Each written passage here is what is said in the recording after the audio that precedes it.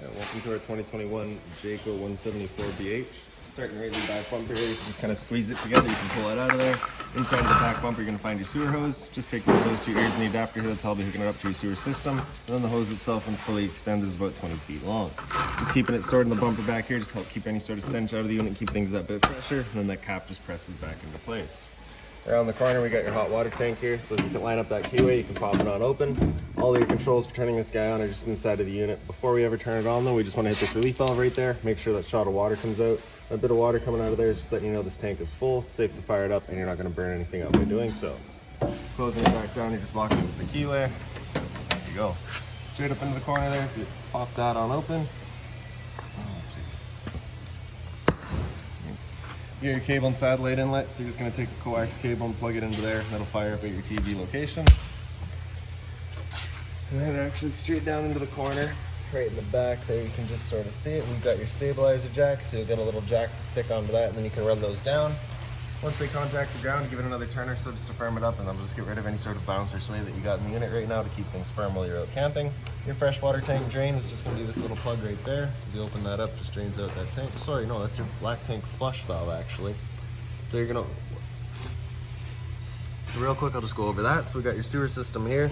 Your sewer hose, you're going to kind of press in, or sorry, your cap, you're going to press in, you can turn it, pops out of there.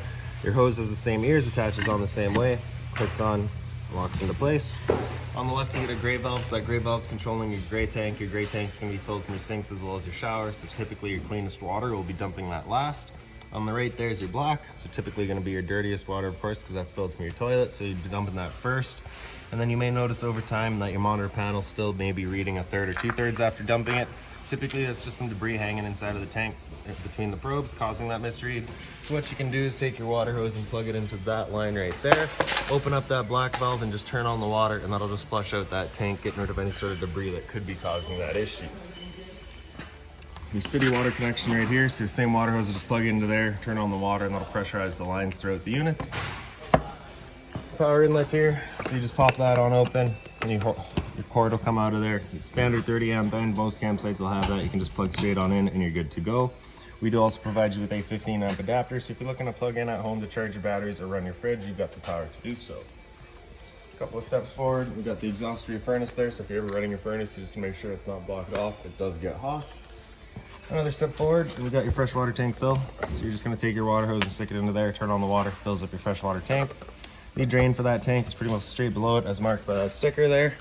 Just get this little valve back here, you're going to turn that towards the back of the unit. It drains itself out. Your stabilizer jack up front is just kind of towards the back there. And around the front, get this little box here. Inside of there, you're going to find your battery. So as long as you're plugged in through that short cord in the back, or your 7-pin to your tow vehicle, that battery is charging for you. Your propane tank's right underneath here, so just loosen off that cap and you can open up this flap. And inside of there, you find the valve, so you're just going to turn that to open it up. It's just your standard 20-pound barbecue-style propane tank. Close that back down. In front, you get your manual tongue jacks, one way's up, other way's down. Storage compartment on this side here, so as you pop that on open, you get the little finger on the side that holds it open. Inside of there, you're going to find the little wheel, so that would be for that front tongue jack. If you're just looking to move the unit around real easy, you get the wheel for that. Water hose behind it. Inside of there, you're going to find that park adapter I was talking about. It's your 30 amp cord into there, 15 to a standard outlet. Your little manual jack for your front stabilizers, and then this one here for your rear ones, and then it is just an open compartment. Close that back down. Right by the entrance there, you've got these two ports there, so those are dispense for your fridge, nothing back there for you to worry about.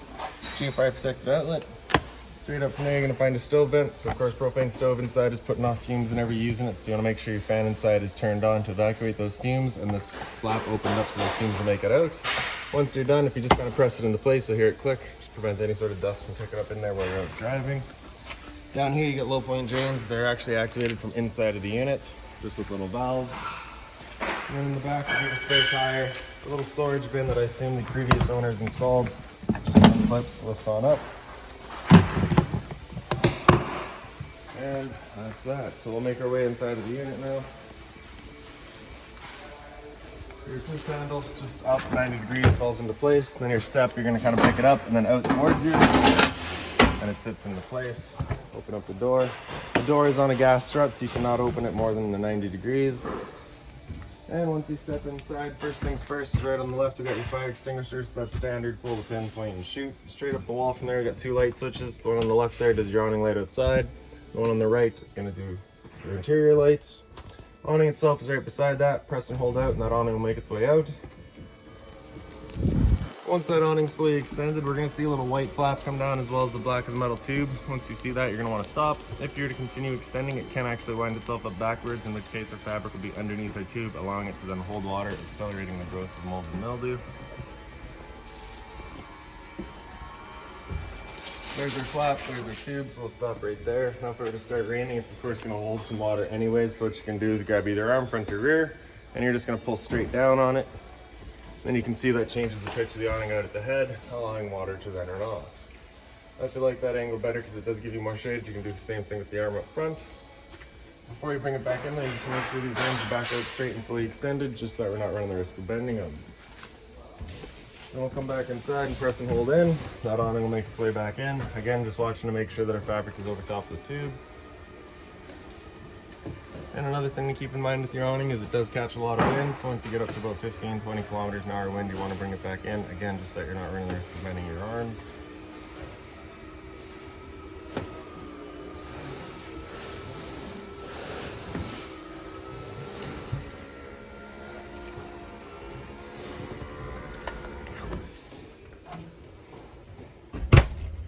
So right up from there, you're going to find a little lights just on its own center push button. A bunch of the lights throughout the unit are just on that same button.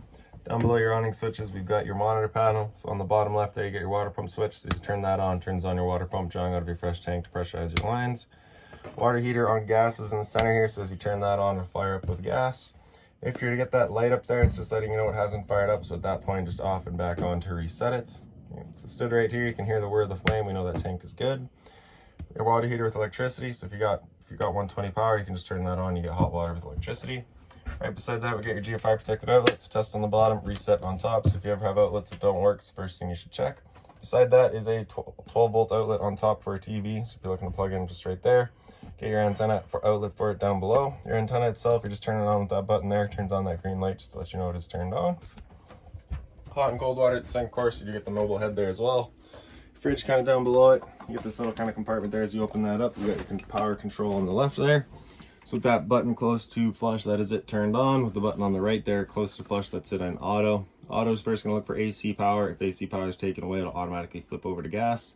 If you're out boondocking and you want it solely running on gas, you can just have that button come out over flush and it'll fire up on gas. If you get that check light there, again, just letting you know it hasn't fired up, so just off and back on to reset it. Little thumb latch on the side here, so you just want to push that up and then you can open it up and you get access to the fridge and a little freezer compartment up top. A little bit of storage right beside that beneath your sink. Then kind of right above my head here, we got another light. Microwave up top, it's pretty standard, just like home. Down below that, you get your range vent, you get a light here as well as your fan. So this is that fan that you want turned on with that flap outside opened up. Now for your stove, turn it over to light. Hit it with a lighter, it fires right up.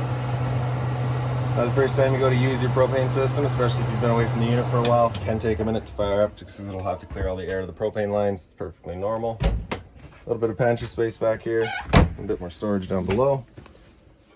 Now back here, you're gonna find, it's pretty dark, but there is a couple of valves back there. You'd pull up on those, that activates your low point drains, can drain out your water system. Purpose of that would be for winterizing the unit. You just want to get all the water out before putting the antifreeze through. Or if you're going to be leaving the unit for a while and don't want your water going stale or stagnant, you can just drain it all out before you leave. In the bunk here, get the little light in the back there, power outlet below it. Pretty well the same up top, just the lights up top. Then right beside me, we get your thermostat. So this is for your furnace. That slider up there on the, with it all the way over to the right, that's it turned off. Click it over to the left, that's it turned on. Temp controls right in the bottom here, so you can see all the way over to the left is going to be coolest, all the way over to the right is going to be hottest.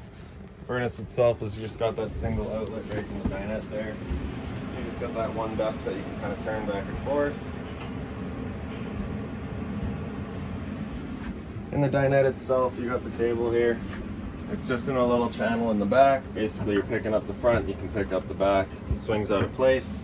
Then you got the little leg right here that you can pull down on those kind of spring-loaded tabs there, swing it up. Then you get a little ledge on this side here, as well as on that side there.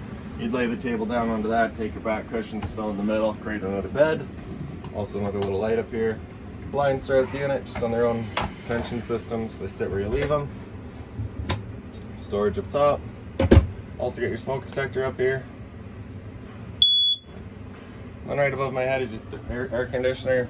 So you get your control on the right side here. My right side at least. So over to the gray side, that's going to be your fan speed. So you get low, medium, and high. Blue is cooling. Right? Then you see here it's got the optional heat. Heat is not hooked up, so you're not going to get any heat out of that. We do have a dedicated furnace instead. So your temp control side here, typically you're just going to be leaving that in max cool because you're not going to get heat. Little louver right here, you can open and close. Just kind of chooses whether or not it uses the side ducts or if it just dumps its air.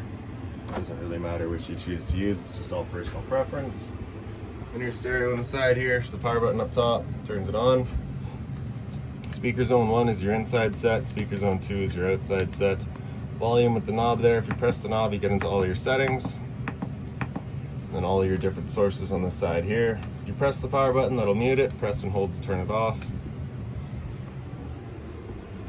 And then kind of this storage compartment right above your sink, you got a little binder in there, so that's got all of your owner's manuals in it, any sort of remotes, any keys, all that you'll find right in there. Power outlet in the back is just for the microwave.